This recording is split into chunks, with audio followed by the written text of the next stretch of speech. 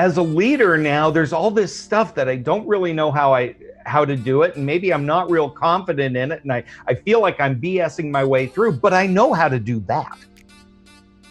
Yeah. And people think I'm really good when I do that. And they like me and look how competent, because you can't trust a leader who isn't competent. Yeah, that's fair. Which is really interesting, because competence doesn't mean they can do your job as good as you can.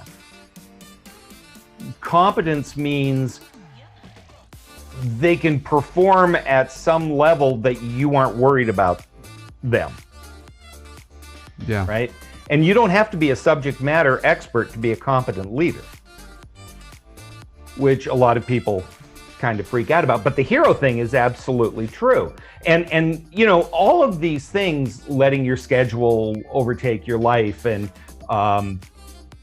you know, not paying attention to your own guardrails, let alone anybody else, is really, really, it starts from a good place, right? Yeah. You're not going to ask anybody to do anything you wouldn't do.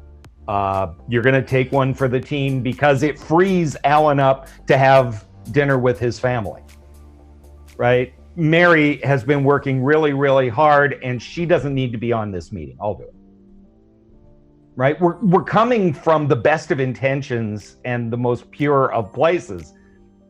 And yet, ultimately, if the leader isn't recharged, isn't refreshed, is burned out.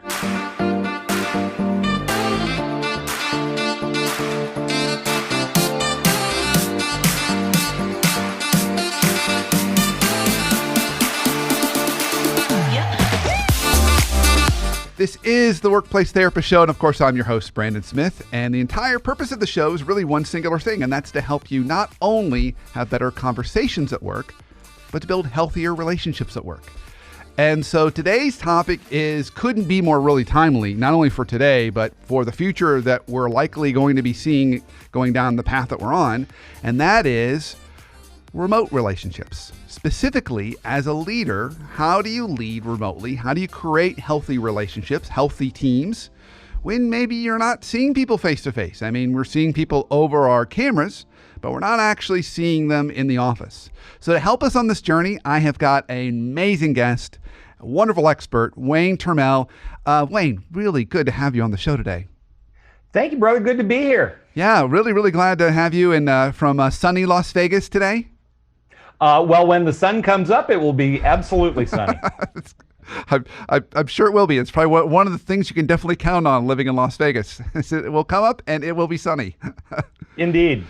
So Wayne, just to kind of set up our conversation today, so to make sure kind of everyone kind of knows why I've got you on the show, you're the co-founder of the Remote Leadership Institute.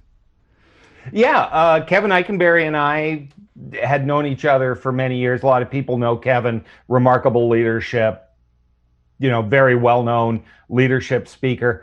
I had spent better part of 25 years on the communication presentations end of it, the last 15 really specializing in webinars, virtual communication, you know, knowing that this was kind of going to be the wave of the future, and nobody was teaching anybody how to do it. So I had been specializing there. And at some point, Kevin and I were getting a lot of crossover requests, and rather than reinvent two different wheels, we decided to merge forces about 5-6 years ago and form the Remote Leadership Institute.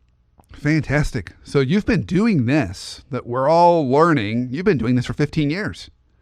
I wrote 6 Weeks to a Great Webinar in 2008, 9. Wow. People might have been asking the question, what's webinar back then? Well, they were. I mean, they were still, there's this thing called webinars. What are they? I feel a little bit, given where we are now, like the crazy guy with the sandwich board who keeps walking up and down the street saying the end is near. And now I have a new sandwich board that just says, told you.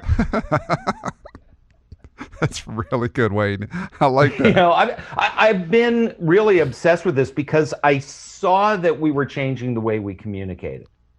Yeah. Maybe not full time. I mean, I'm a presentation skills teacher. That's my drug of choice, right? Yeah. Is helping people communicate. And I loved doing that.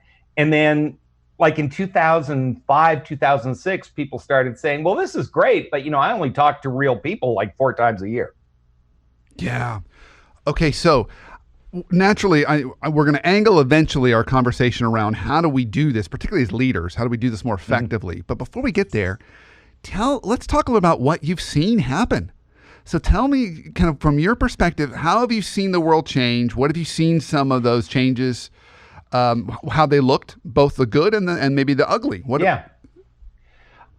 Boy, what have we seen change? Well, obviously, the rise of remote work. And I know that it's a discredited social theory, but it still fits. I am a firm believer in the 100th monkey. People were pushing and pushing and pushing, and people were starting to work from home, and most of it was stealth. I've got to finish this project. Can I work from home to finish it? Yeah. I've got a sick kid. Can I work from home? Hey, it's Friday. It's Atlanta traffic. Can you help me out? There was a lot of those conversations, and people were starting to do it. Or somebody had a job and their spouse got transferred to Denver and they wanted to keep their job, right? So it was expanding, but it wasn't really done mindfully. It was just kind of happening.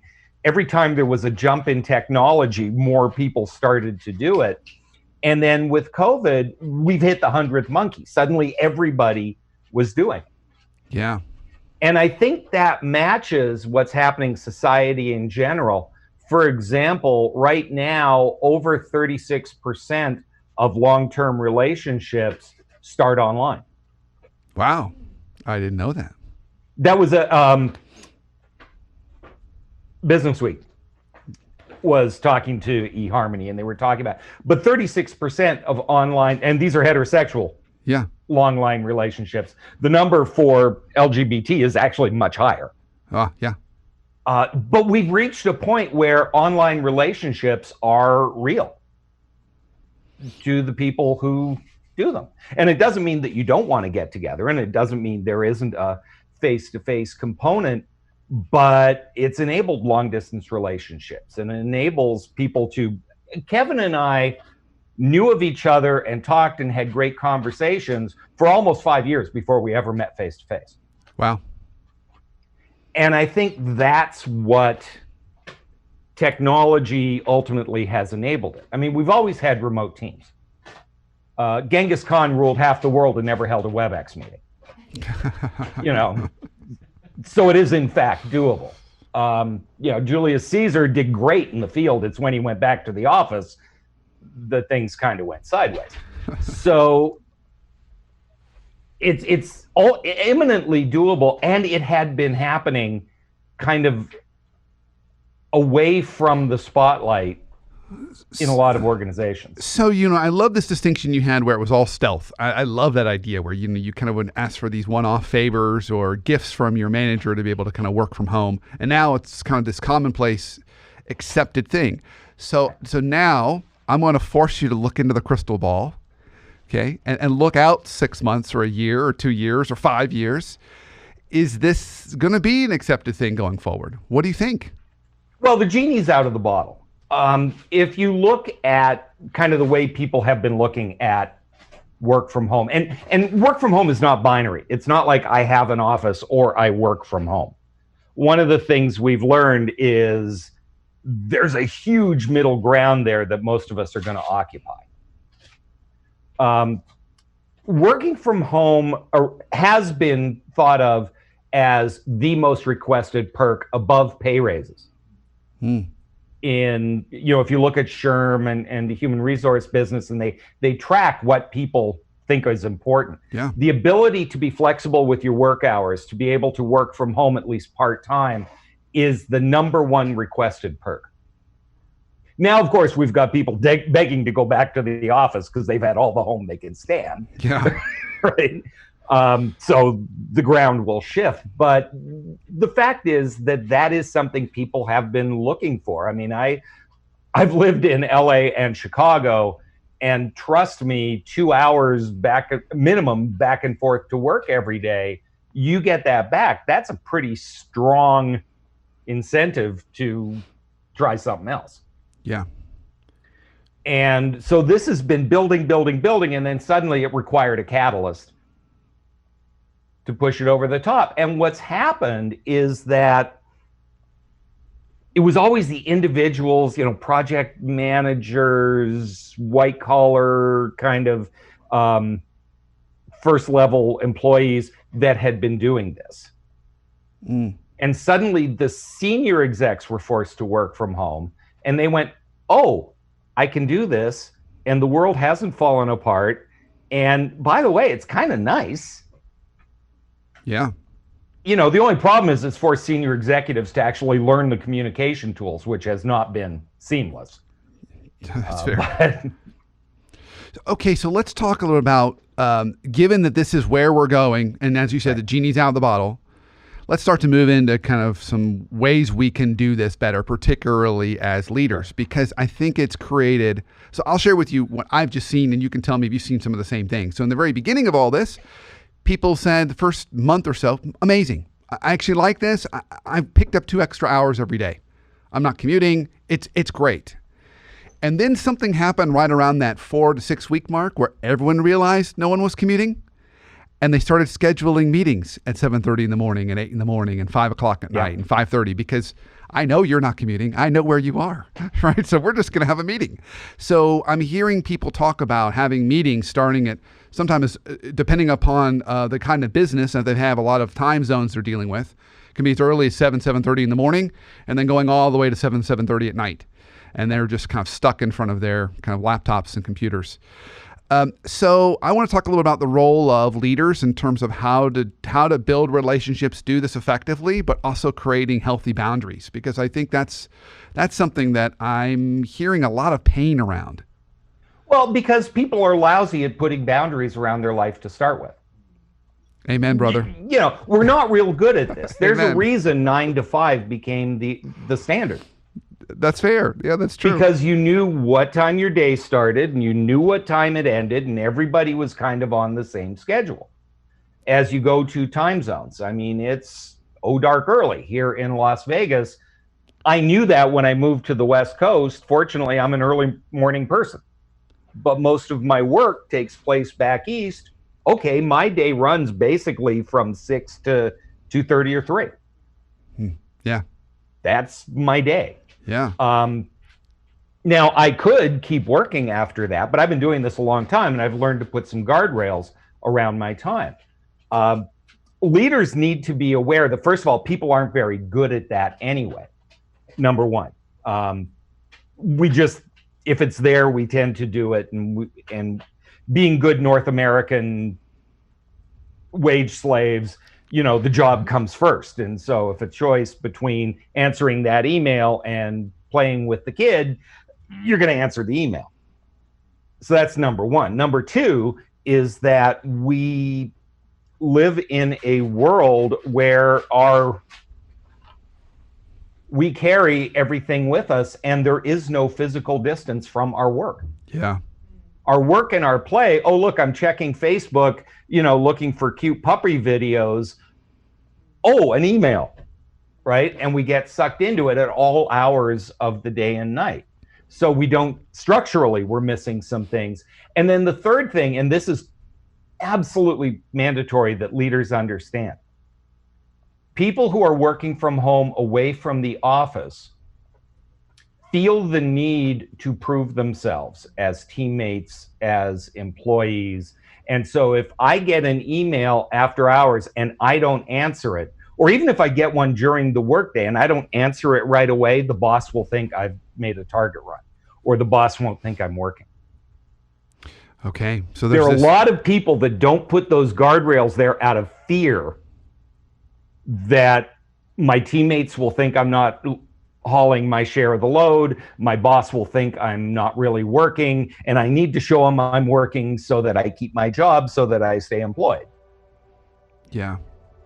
So leaders need to help their people understand boundaries, right? A simple conversation like, just because the email comes 7:30 at night doesn't mean you have to answer it at 7:30 at night. Yeah. Yeah. You'd be amazed how many people have never had that conversation with their boss. So I'm noticing the clock. We're about to roll into break. When we come back from break, I would like to dig in a little bit more around this because I love this idea of boundaries and the leader's role in setting them. And I'd love to get some tips from you on what are some things that leaders really should be doing and what are some things that they shouldn't be doing when we think about setting boundaries, because I think that's the starting place of making these teams healthy when they're virtual. Because you're right, there is no natural boundaries. There is no 9 to 5. It just goes kind of until it ends. And so how do we do that? All right, so we're going to go into break and then we'll come right back.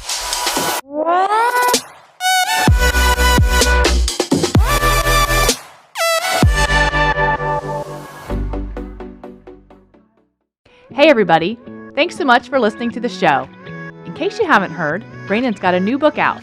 He's going to tell you all about it. Thanks, Emily. So the book is The Hot Sauce Principle, How to Live and Lead in a World Where Everything is Urgent All the Time. And if you're like me, and like most of us, everything does feel urgent all the time. It's like hot sauce is being poured on everything, whether it's our work life, our family life, coming from our clients, coming from our boss. And so the book is a practical guide on how do we manage urgency. Not only how do we set proper boundaries, but how do we properly create urgency when we need to. So I wrote the book for you. I can't wait for you to get a copy. Thanks, Brandon. Don't forget to check out The Hot Sauce Principle, available now on Amazon.com. Back to the show.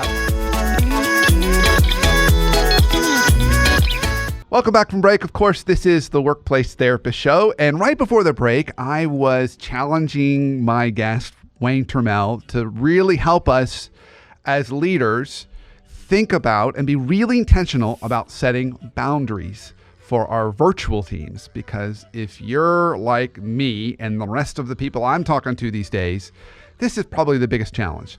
There's just no boundaries. And so it's like meeting after meeting after meeting after meeting. So Wayne, let's talk about boundary setting. We'll start first with leaders, and then we can go any direction you'd like to go down that path. What are some things that leaders need to be doing in order to set healthy boundaries with their teams? The first thing is nothing sends a stronger message than what the leader does. And this is really, really hard because a lot of us come from a place of servant leadership. We believe that I wouldn't ask my team to do anything I wouldn't do. I'm going to take one for the team, right? If somebody has to be on the 7:30 a.m. call and the 7:30 p.m. call, that's the price of being the boss. And I remember the last time I was gainfully employed and my team was almost all remote, and I was asking a lot of them. And in frustration, I said, I don't know why you're whining. I'm not asking you to do anything I wouldn't do. And I remember one of my most valuable team members looked at me and said, what exactly is it you wouldn't do? Because we haven't found it yet. Oh, wow. And I was like, darn. You're right. I did fly to Brazil for 36 hours to fill in for an instructor, which is 24 hours of flight time to be on the ground for 36 hours halfway around the world, which is a stupid thing for anybody to do. But by gosh, somebody had to do it. And I realized I wasn't putting any boundaries around myself. My wife and my kid hardly ever saw me. And even when I was home, I was always wandering down the hall to work on something. And it was because, the good news was I had control of my own schedule and my own hours. The bad news was the idiot in charge of my hours and my schedule was me, and I can't be trusted. So hearing you say that, I want to share this kind of quick story I had. So it was right before COVID hit. I was actually supposed to be going to Las Vegas, and I was going to be presenting to a bunch of auto care owners. So these are mechanics, like auto shops, 15,000 auto care owners. And to prepare for that, I was interviewing some of these auto care owners to talk about urgency and some of the challenges that they have in their world. And one of them told me the story, and I think it ties into what you said. So I want to get your reaction to it. He said, you have to avoid the hero trap because it feels so good to be a hero. You've done all these people's jobs before, and they're asking for help. You can just swoop in, solve the problem. They're like, oh my gosh, you're amazing, Wayne. Thank you so much for doing that. He said, but then he said, when you do that, you're actually perpetuating chaos and codependency. So it doesn't really create a healthy, you got to figure out a system or structure to operate without you. That was what he told me. So I'd be curious to your thoughts around that story. Oh, it's absolutely true. And here's the reason behind the hero thing. We know how to do that. Yeah. Right? We were really good at that. That's how we got here. We get to do the part of the job we're good at. Sign me up. Yeah. As a leader now, there's all this stuff that I don't really know how to do it, and maybe I'm not real confident in it, and I feel like I'm BSing my way through, but I know how to do that. Yeah. And people think I'm really good when I do that, and they like me, and look how competent, because you can't trust a leader who isn't competent. Yeah, that's fair. Which is really interesting, because competence doesn't mean they can do your job as good as you can. Competence means they can perform at some level that you aren't worried about them. Yeah. Right? And you don't have to be a subject matter expert to be a competent leader, which a lot of people kind of freak out about. But the hero thing is absolutely true. And you know, all of these things, letting your schedule overtake your life, and you know, not paying attention to your own guardrails, let alone anybody else, is really, really, it starts from a good place, right? Yeah. You're not going to ask anybody to do anything you wouldn't do. You're going to take one for the team because it frees Alan up to have dinner with his family, right? Mary has been working really, really hard, and she doesn't need to be on this meeting. I'll do it. Right? We're coming from the best of intentions and the most pure of places. And yet, ultimately, if the leader isn't recharged, isn't refreshed, is burned out. I'll give you a really simple answer. 60% of people with PTOs coming off, and for managers, that number is at least that, if not higher, haven't taken PTO during this crisis. Oh, wow. Well, why would I take time off? I'm already home. I'm not going anywhere. Yeah. Right? Ask any HR person how much PTO is banked at their company for Q4. Yeah, probably a lot. And you're right. And we just went through what would have been the time when everyone would have taken it, all those summer vacations. Kevin and I just had this conversation. The wife and I were supposed to go to Puerto Rico in March. That got canceled. We rescheduled till October. Guess what? Uh-oh. That ain't happening. Oh, no. That's 10 days of vacation time that I was supposed to have had in March that's still on the books, plus the other little bit of time I've had left over. So I've actually been taking long weekends, either a Friday or a Monday. So I'm taking my PTO one day at a time. Okay, so I want to go into something that you're saying. I want to summarize in a few themes I'm hearing to see if I've got this right. So the first one is this idea as leaders we're modeling for our team, just kind of like parents, right? We can't say, well, do what I say, don't do what I do. They're going to do what you do. If you're writing emails at 1 a.m, you're sending the signal, you better be ready to get my emails at 1 a.m. Exactly right. So we're modeling that. So we have to be aware of that. Here's the part that I'm also curious on your thoughts. Even like vacation. How prescriptive should we be with our teams in terms of taking vacation or not overworking? I mean, can we tell people to set boundaries? Can we do that? To. Okay. Because especially in North America, right? This is a North American problem. Yeah. Fair, very fair. We know that most Americans do not take all the vacation time that's owed to them. And the more senior they are, the more that's true. We take pride in the fact that we work insane hours. And the unspoken, mostly it's unspoken, sometimes people say the secret part out loud, is if you are not sacrificing your personal time for your work, you don't care. You don't want to get promoted. You're not a good team member. There's this culture of overwork. And even if you don't believe that, even if you're incredibly sensitive to your team and you're trying to help them, you are not going to beat 100 years of social conditioning. Yeah, that's right. Just by yourself. So organizations need to support that. They need to make a point. Hey, guess what? You've got PTO coming up. Make sure you take it. So here's it's interesting. In the Long Distance Leader, in the book, we have a model called the 3 O's, which is, like most models, incredibly simplistic. But it says that in order for a leader to get the work done, you have to think about outcomes, which is the work. Excellent. You need to think about others, your teammates are people, and you need to think about the relationships and all that. But there's ourselves. Oh, interesting. And we are really good at 2 of the 3. Yeah. You know, hearing you talk, something I never ever coach my clients on, but maybe I should, is when I'm talking to them about having development conversations with their team. I say, every month have at least one development conversation where you talk to each member of your team and say, what do you want to learn or grow this month, and how can I support you? You know what I never encourage them to do is have boundary conversations with their team. What are you doing to take care of yourself? What are you saying no to this month? I never encourage my leaders to say that to their direct reports. Maybe I should. One of the things that we, and during this lockdown COVID thing, it's become even more important, is do you know your people's work circumstances? Somebody's working from home. Who are they trapped in the house with?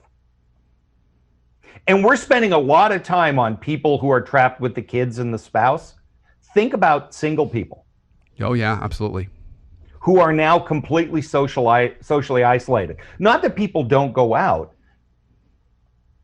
but in our normal workplace, almost 2/3 of our social interactions during a week take place at the workplace. Yeah.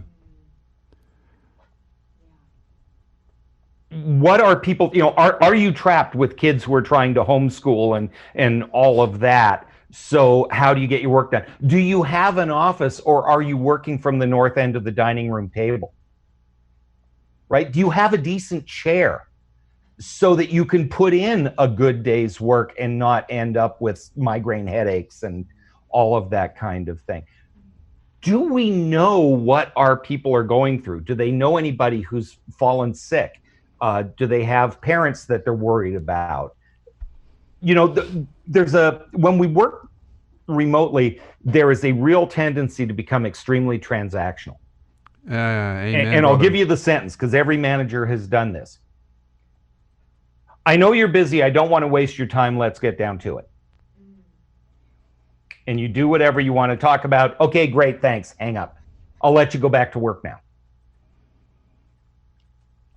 And are we having the conversations that we need to have? Your coaching conversations, I can almost guarantee a lot of the folks who listen to the show, they know you need to have that developmental conversation, all of that good stuff. I guarantee a lot of that isn't happening right now because they've got 7 people that they need to talk to today, and they've got a list for every one of those 7 people, and it's let's get this checked off the list. Yep. Yeah, you make a really good point too, that the remote teams and those relationships are going to be much more transactional. We've got to figure out how to work in that relational element. Well, Wayne, I'm looking at our clock and time has been flying. So we're starting to near kind of the end of our journey today. We're getting ready to land the plane. So since we don't get to fly much, I'll pretend we're flying. So this is the point of the journey. Let me put my tray You've got to put your tray table back up, move your seats to the upright position. Like here we go. So I ask all of my guests this question. What is one life hack you have for us for how we can either have healthier or better conversations at home or at work? This is going to sound weird, but stick with me. Okay. I'm with you. Nothing is fine. And here's what I mean by this. When I've worked from home for a long time. My bride, until recently, worked out of the home. She comes home from work. I kind of yelled at, "Hi, honey, how was your day?" "Fine." Is there anybody on here stupid enough to believe her day was fine? Right? We know better. Her day was not fine. Nobody's day is fine. But when we are working remotely and we're doing our check-ins, "Hey, how you doing on the Jackson project?" "Fine." "Okay, great." I put a little check mark beside that and I move to the next question. Nothing is fine. What does that mean? What can get in the way? Are you treading water to meet that deadline? Are you behind, but you're afraid to tell me that because then I will think you're a bad remote worker? The word fine means absolutely nothing. Yeah, it's really funny. When you were saying that, it reminded me of my middle child, Noah. And when he used to come back from school, when he was in elementary school, he'd say, "How was your day?" And he would just do thumbs up or thumbs down, but it was never one. He would play back the day and he would go, like 2 thumbs up, and then 2 thumbs down, and then another thumbs up, a thumbs down. Like as things are going on in his day, he's playing them back. And it's just a series. You have to calculate all the thumbs up and thumbs down to figure out where did he net out. Yep. Was it an overall thumbs up or an overall thumbs down? But I think that's probably how our days really are, right? It's a combination of thumbs ups and thumbs downs. But if we don't take that as a conversational cue, it's really easy to get trapped in what we're doing and not really listen. Because ordinarily, if I walk by your cube and you're beating your head on the monitor, I go, "Everything okay?" And you go, "Yeah, I'm fine." There's probably a conversation that ensues there. But if we're on the phone or we're, having a quick Zoom call and I go, "So you okay on the Jackson account?" "Yeah, I'm fine." "Okay, good." Yeah. Or if I'm really stressed out, then I'll just turn my camera off and mute, and so you can't see me, and I can go bang my head against the keyboard while I'm muted. Yep. Yeah. Wayne, this has been absolutely a pleasure. I mean, you are an absolute joy. So I'm so glad you came on the show this early in the morning. So before I let you go, if people want to learn more about you, what you're up to, buy one of the many, many books you've put out into the world, where can they go? Well, there's 2 things. So let's be grown-ups first. The easiest way to find out about the work that we do with organizations and individuals is the Remote Leadership Institute. RemoteLeadershipInstitute.com.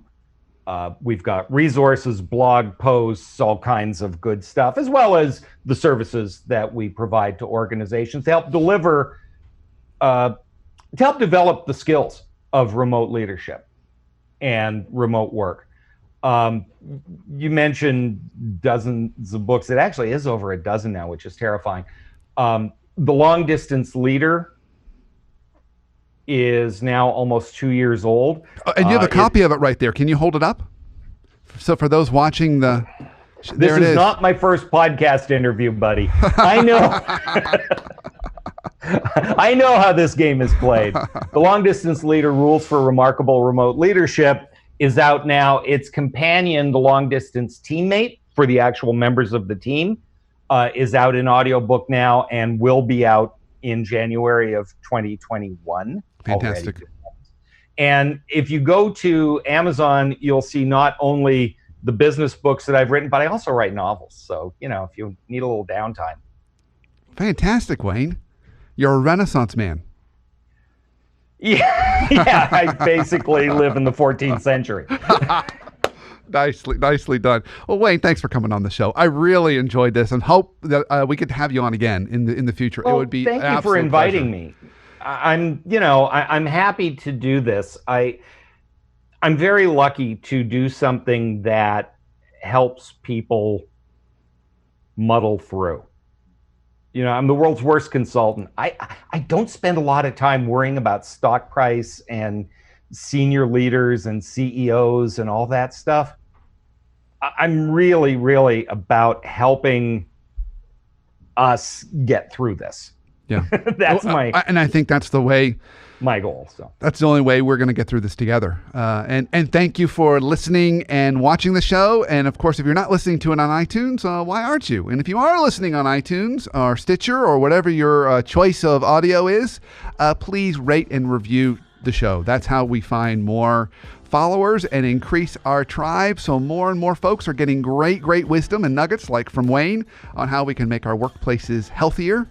And of course, if you want more additional resources, you can go to theworkplacetherapist.com where there's blogs and past podcasts. And if you haven't bought a copy of my newest book, The Hot Sauce Principle, How to Live and Lead in a World Where Everything is Urgent All the Time, why haven't you? It's there waiting just for you. You can get it on Kindle or a paperback copy on Amazon. So until our next show, have a great week and an awesome life.